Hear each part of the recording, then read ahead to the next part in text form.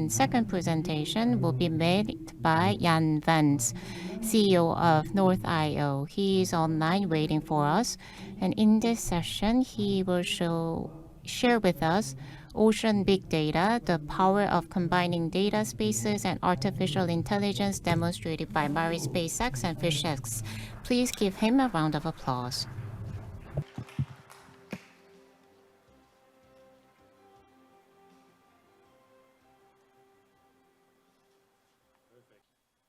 The presentation. And yeah, I would like to welcome you today. First, and a good morning from northern Germany. It's 3 p.m. in the 3 a.m. in the morning, and I'm looking forward to give you an introduction into ocean big data and especially the idea of data spaces. I will introduce the topics of Marispace and Fish-X, but especially regarding Fish-X, there will be a presentation afterwards by our colleague Jean-Pierre Cosac from the company CLS, who will bring you more into the topic. So I will bring you actually into the background technologically topic in terms of data spaces. So just a few words about ourselves. So we are a company called North IO. We were founded in the year 2011. We are ocean big data specialists with around 65 people located in northern Germany in Kiel.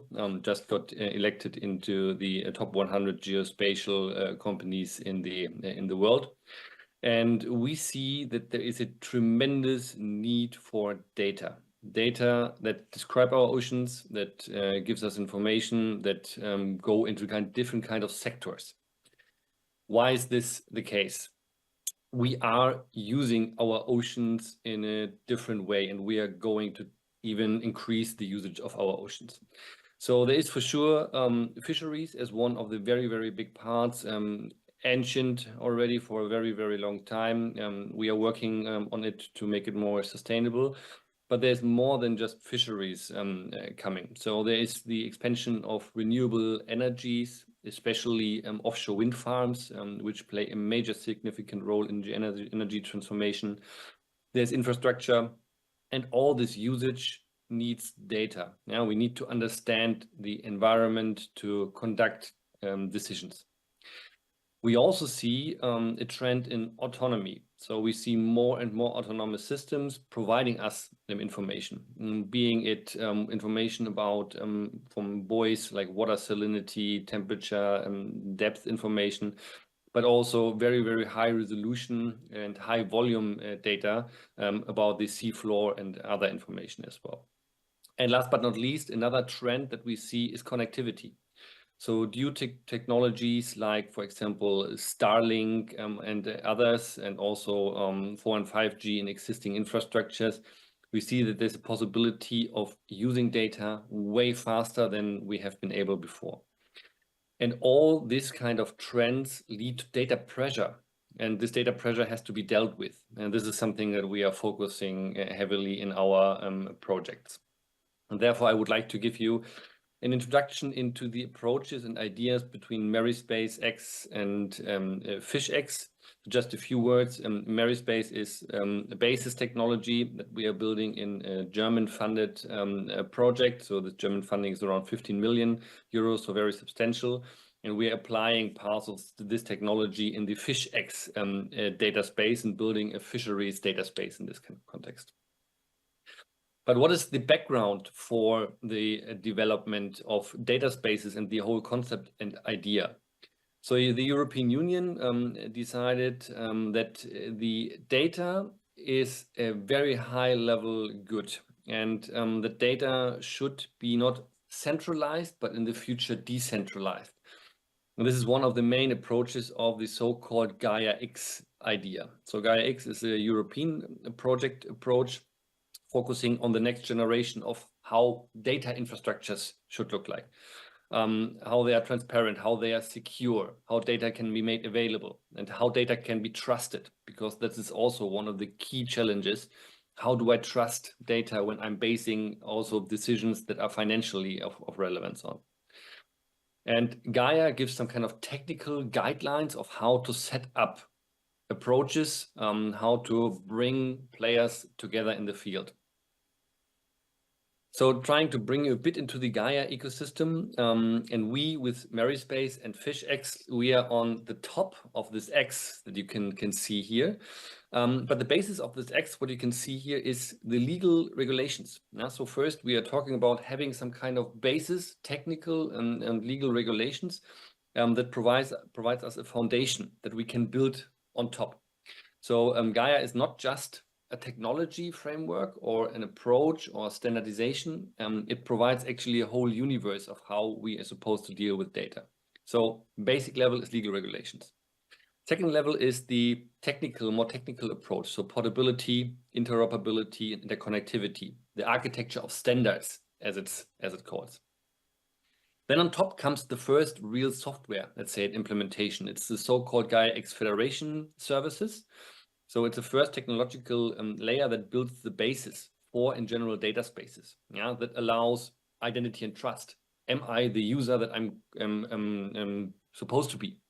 Where does my data reside? So a federated catalog, yellow pages of data.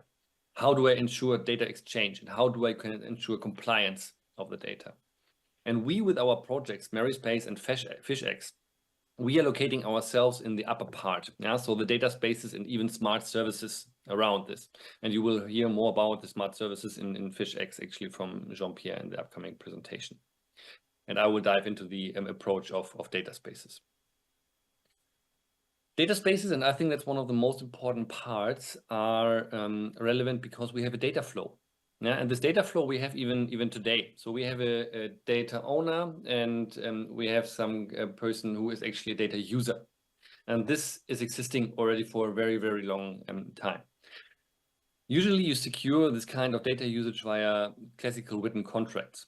But we are going one step further now. We don't want to make the written contracts anymore. We want to make the whole process of data provision and data consumption. We want to make it digital based on these principles of Gaia.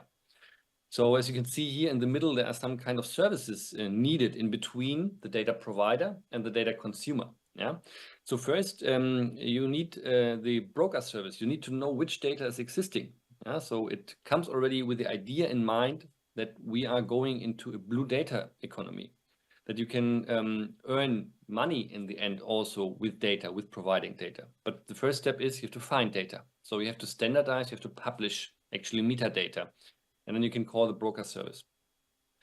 Then you have a clearinghouse in the end, which locks transaction, because it's a legal transaction bringing data from one entity, from the provider to the consumer. So it needs to be locked, it needs to be secure, it needs to be verifiable.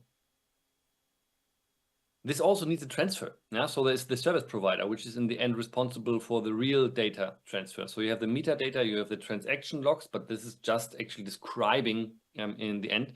But you also have the real world data. And in the end, this data has to be worked with. So it has to be worked with apps. And we, in the end, also have to speak the same language, which sounds very easy. But from an interdisciplinary perspective, you need a vocabulary provider. Yeah, so if you don't speak the same language, use the same terms in the same way, it's very, very hard to actually find the right data for your question. So this is in general a data flow that a Gaia compliant system needs to fulfill. The blue economy, it's amazingly big. Yeah, so and we are as a company serving actually for different kinds of economic purposes, being it science, infrastructure, resources, which is at the moment the big exploding entity in this whole domain in terms of size. Coastal protection, tourism, shipping, fishery for sure as one of the main economical drivers in this field, and also biotechnology. So the blue economy is massive. And if you just put the blue economy into comparison with a state, so it has a GDP of the 7th biggest nation in the world. So you can imagine actually the size of it, and also the needs for data for working in this field. What are our challenges? Why are we doing this in the end? So on the one side, we have to work with data, and we have to know which kind of data is available. So until today, and this is something we see, data is mainly connected on ad hoc basis or in very relation to specific topics. And also, and Jean-Pierre will tell you more about it, but small scale fishery data is very, very hard to acquire, to maintain. It needs a high trust between the participant. so the fisherman in the end, and the data using entity, which also is a very, very complex task. We have a lack of overview and access to existing data because data is heterogeneous. Yeah? So the whole data domain of the ocean is a very, very young domain. We have many sensors in it. It's a very complex one. And it's very often inaccessible due to missing metadata management or other classical topics like server storage. Then coming to data volume, the data that we're facing and we're going to the ocean, especially if you're coming about seabed, multi-beam, side scan, and other data sets, but also remote sensing data, which is of relevance, gets big. Yeah, it gets into the tera and petabyte range. And we have to deal with this kind of amazing size, also in terms of analytics. So it requires computing power. Yeah, it requires technology like GPUs to scale actually analytical approaches. Data storage and processing sounds also so easy, but the handling of this enormous amount of data in the maritime context is a very complicated one. It's not something anymore that you do on your desktop or on your laptop. Yeah? It's something where you need cloud computing, where you need artificial intelligence for processing and extracting relevant information for your specific use case. And last but not least, and a very important part is data security. Yeah, so on the one side, we see actually this extreme usage increase of oceans. So underwater infrastructures are very important, for example, for national securities. Sometimes also high resolution data is made available, but there is a complex about regulation of this data. And when it comes to fisheries, also there's personal data involved. It gets up to the fishermen, up to what we saw in the presentation before the individual fish. And in the end, there's also personal data of every individual involved in this kind of context, which makes it very, very challenging. So what are our ongoing developments in the terms of data spaces? So as you just saw, it's a very, very broad concept. We, with Marispace, we made now the first steps, and we are implementing right now with our colleagues from CLS the first real data transfers in this kind of universe, specifically focusing on data for fisheries. Here in general, you can see actually a diagram. It's a bit more technical, a bit more complex, but it explains actually how a federated operating environment can look like. So there are many connectors to different kinds of data sources. You have in the center, these are the different kinds of services, from a portal to a notarization services to catalogs where you actually store the metadata, to self-description, so metadata handling, up to authentication and authorization to actually establish the whole data flow between the participants in a data space. That's a very important part. What we also work on heavily is the part of self-description. So in the end, in a data space, everything has to be described. A person as a user, a legal entity as a company, a service offering. For example, if you're providing a service like an AI analytical service, has to be provided, but the data itself has to be also described. And this needs to be done in a smart way, being human readable. There are some kind of compliance technologies like JSON LD that we have to apply to be compliant to the GAIA-X. But it also needs, for example, some kind of geospatial compliance to the existing standards. So we don't want to develop a standard. That's the most important part. We want to use existing standards to work with all these different kinds of sensor types that you need to work in the ocean with ocean data as well. And in the end, we have to transfer ourselves and our community and our ocean technology into cloud native, because ocean and the technology that we have is not cloud native. We are far away from this. But the data itself needs to be cloud handled. Yeah? So we need new technological approaches, or using different kinds of approaches that are already applied in other fields, other industries. For example, column-based data formats like Parquet. And we're using this kind of Parquet big data technology for scalability and transforming it into a GeoPark and into a Mariparquet. So we are extending the capabilities of existing data formats, for example, to make it usable for Marispace, for Fish-X, for ocean data itself. And giving you some kind of glimpse into the topic of artificial intelligence, this will be also the last slides now. What needs to be done actually also to work with all this kind of data? So we are, as a company, also working heavily together with NVIDIA, because also that's also interesting. Maybe the Silicon Valley realized that ocean is of high relevance. Yeah, that ocean is a potential source of, in the end, data, and in the end of economical chances as well. And we are working, for example, with NVIDIA on accelerated computing. So how can you use GPUs on scale to make the data processing faster?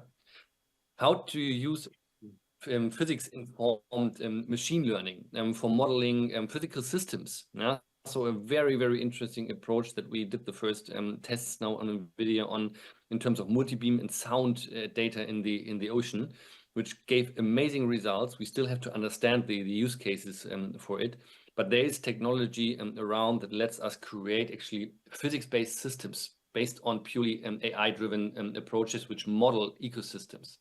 So very, very interesting. And in the end, it's also about data fusion. Yeah.